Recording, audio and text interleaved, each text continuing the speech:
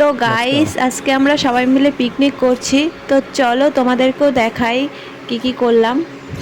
Hello everyone, আমি miss Supriya. তোমরা সবাই কেমন আছো? আশা করি ভালো আছো, আর আমিও খুব ভালো আছি। তো অনেকদিন পর একটা মিনি ব্লগ নিয়ে চলে আসলাম।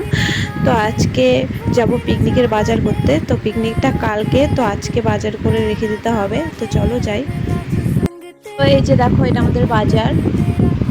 এই যে আমাদের এখন বাজার টাজার হয়ে গেছে, এখন আমরা বাড়িতে যাব। তো চলো। সকাল সকাল উঠে বিছানাটা গুছিয়ে নিলাম।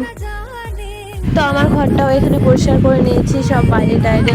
চলে এসেছি স্ট্যান্ডে। তো এখান থেকে টোটো ধরবো, তারপর আবার যাব। তো বান্ধবীর জন্য ওয়েট করে করে বান্ধবী আসলো। ফাইনালি সবাই একসঙ্গে হলাম। তো আরও কয়েকটা দাদা আছে, ওরা আসবে পরে। তো আমরা এখন যাচ্ছি সবাই মজা করতে করতে। তো চলো। তো অবশেষে পার্কের সামনে আমরা চলে এসেছি। তো চলো যাই।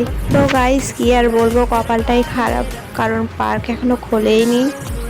তো এখন বাজে 11টা। তো এখানে আমরা একটু নাচ করছি। তো ফাইনালি গেটটা খুললো। তো চলো ভেতরে যাই। তো এই যে পার্কের ভেতরটা দেখে নাও কত সুন্দর। তো এখন আমরা সবাই ক্লান্ত হয়ে গেছি, কিন্তু কিছু করার নেই গাইস। তো দেখো সবাই কি করছে। তো এখানে ভাইটা দোলনায় দোল খাচ্ছে।